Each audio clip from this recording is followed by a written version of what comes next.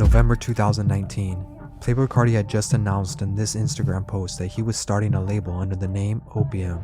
Weeks prior to that, his unreleased music revealed he had actually been hinting at the name for a while, right in front of her. That his talking about got his nipples out. Unreleased music revealed he had actually already been hinting at why is his nipples out? The name for a while, right in front of our faces. This would ultimately become the start of something big and help introduce the world to its next potential superstar, Destroy Lonely. Damn, he had 18 views in his shit. That's a fire come up. I want to make a change in the world. In 5 years, that's a fire that's come my up. campaign, whatever I'm trying to run is going to be started. It's going to be going. That's a fire come up. That is a fire come up. Bobby Sandamani III was born July 30th, 2001 in Atlanta, Georgia. You could say from the start he was born to be an artist, as he always had a creative outlook in pretty much everything he did. No, he young then. Not much is known about his mom. That's good, Brody. Know that his father is a rapper known as I-20, a name that may not ring a bell at first I-20 thought, but you've almost certainly heard him rap on this iconic song. This was his dad? Having a dad who's an artist himself definitely played. Hey, that was his dad though? That's crazy. That's crazy. So he was rich? An inspiring role in his childhood, but that's not to say he had a free pass to success by any means. But this is partially why music has always been the center of his life as long as he can remember. That's crazy.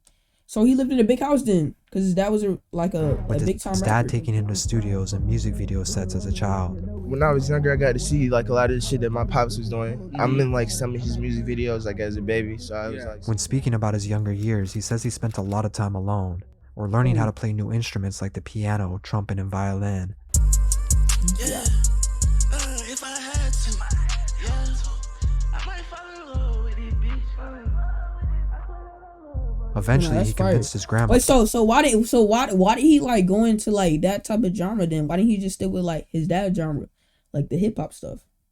What's good? CH 1 2 3. To homeschool him in the 6th grade, but this only made him feel more alone, as he wasn't socializing or making a lot of friends, ultimately giving him the feeling that he didn't fit in. This carried on into his teenage years when he finally decided to return to high school and give it another shot. Although he was starting to enjoy other activities like skateboarding, he always found himself just wanting to pursue music. It was his passion, and nothing else seemed to bring him that sense of happiness, with the exception of drugs. During this time, he started to experiment with things such as Xanax and quickly realized he enjoyed them too much, and that's never a good thing. If he continued down this path, it would only end in self-destruction. In turn, this would actually So this nigga dad was rich and he decided to do Xanax to get kicked up. Become the thought process he had when creating his moniker. Destroy represented his teenage years of self-sabotage, and Lonely his adolescent years in isolation. In school, I was going through some shit. What were you doing? Drugs. So like, that shit had me feeling crazy. I felt like if I kept doing that, I would destroy myself. Then before that, I spent a bunch of time by myself, so I just called myself lonely. After years of experimenting, at age 14, he decided to go all in creating music. That's bad, bro. I made my first song on my computer. And don't do drugs, bro. Some bullshit, and I just kept at it. Fortunate for him, his high school just so happened to build a full recording studio for students. From his time was spent skipping classes to go record, to which his teacher led him after seeing how passionate he was about it. Here he learned how to record and mix his own music, and even wrote some of his first songs. Sometime in 2016, his SoundCloud account was created under the username Tundra Boy Lonely. Oh, he only been rapping for it. Yo, I ain't gonna lie. No Face, No Case, and No Smoke showcased his earliest work in his first ever. How long you want to become a rapper, bro? This actually kind of fire. Video, none of which would gain more than 100 plays at the time. Going back and taking a listen, you can hear the bad mix and low quality microphone being used, which is inspiring to see how far his music has evolved. At this point in time, it was all about experimenting, until he found the sound that best suited him. He dropped his first project titled Destroy on August 9, 2017. This project showed a much darker and underground sound as he was starting to music. And he drew that? While this is happening, he started attending underground shows in Atlanta and making new friends at school. Two people that he met that would become important were his friends Texaco and Neezus. He met Texaco went to that school? Neezus at an event, and almost a year later, he just so happened to move across the street from him. Looking back, he says this was really the beginning of everything, quoting, I ain't glad. I thought Texaco was a fat guy. I spent every day since the Whatever day though. he came to my school at his house. He happened to have a studio that was perfect for what I was trying to do, so I ended up walking over to his house every single day to record and make music with him. Skipping school to record or make merch became the priority, so much so that he would often plan his day to ride the bus home just so his grandma would think he went. Neezus and Destroy released their first ever collab Bag full of titled booth. Bag Full of Booth in October of 2017. One day they decided to take Adderall and stay up all night making music. What the f is wrong with these little? I ain't gonna lie, they wild. Yo, what the f? By the end of that night, He said he took. One day they decided to take Adderall and stay up all night making music. By the end of that night, they had recorded a whole tape together, and they later released it under Destroy Neezus. Overall, this was a huge step up from anything they had previously released. Made a whole new song.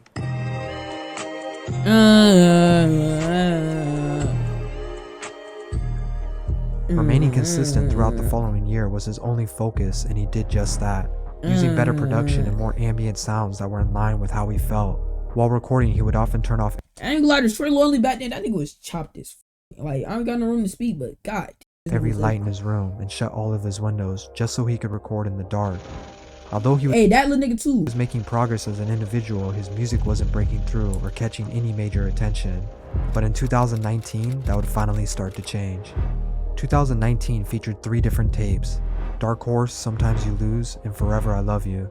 This is important because if you listen back, each one seemed to increase in quality than the one That's crazy, bro. before That's it. only been. That's only. But the real gem would be the single he released in July of that year called Bane. As we know, this would later end up becoming his breakout song, but that wouldn't actually happen right away. This didn't stop him, and he was slowly building a small fan base in the underground. He put his head down and continued his spree of singles, which would lead into 2020, Why is that wearing the Pokemon hat? his most consistent year Get that overall. nigga out. 2020 had 4 different tapes: Underworld, Lord, Broken Heart, and later Overseas. Oh, this is a new. Although all of them were well put together, without a doubt his project Broken Hearts would be the one to stand out, and that's because it featured a song titled Oh Yeah. 2 months after its release, Destroy Lonely would get a DM I from gotta stop Jay, digging my an boobies, A&R bro. and close friend to Playboy Cardi. I'm After chill. seeing the snippet of the song on Destroy's Instagram, he then wrote him saying, "You hard," to which Destroy Lonely replied, "Appreciate you, gang," not knowing what the outcome would be. Initially it was nothing, but a few That's weeks went by and he would fire. receive another message. This time, Jay told him specifically that fucks with your Playboy Cardi songs? fucks with his music. Yeah, you know what I'm saying? We went to the studio, went up. What? I was just, it was like, it was just real genuine energy. Yeah. And you know what I'm saying? Like, I fuck with bro.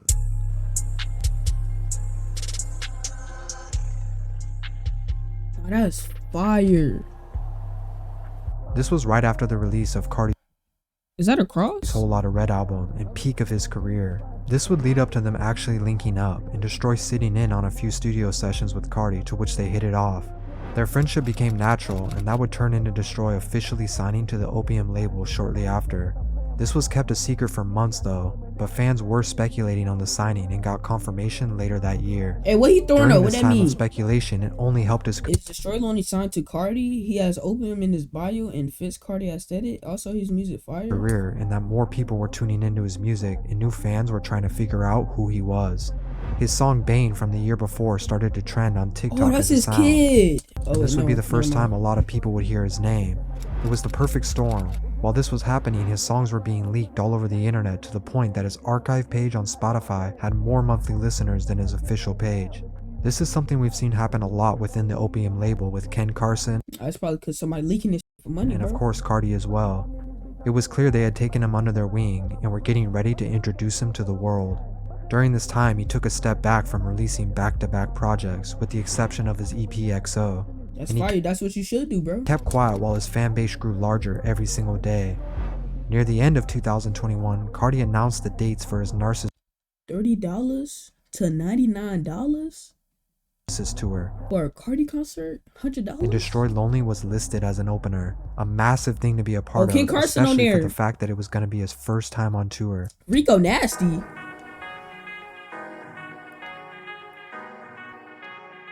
What the f? Rico Nasty. Throughout the entire tour and going into 2022, his career would keep rising in the underground. He was seen in Playboy Cardi's music video for Sky, performed at the Lyrical Lemonade Summer Smash, and did multiple collabs with his label mate Ken Carson. The That's fire. Imagine meeting anticipation Playboy for his Cardi. first album under the label was building, and he teased music for months. On its release in August of 2022, it didn't disappoint, and it peaked in the top 100, which is good for an artist who's still breaking out.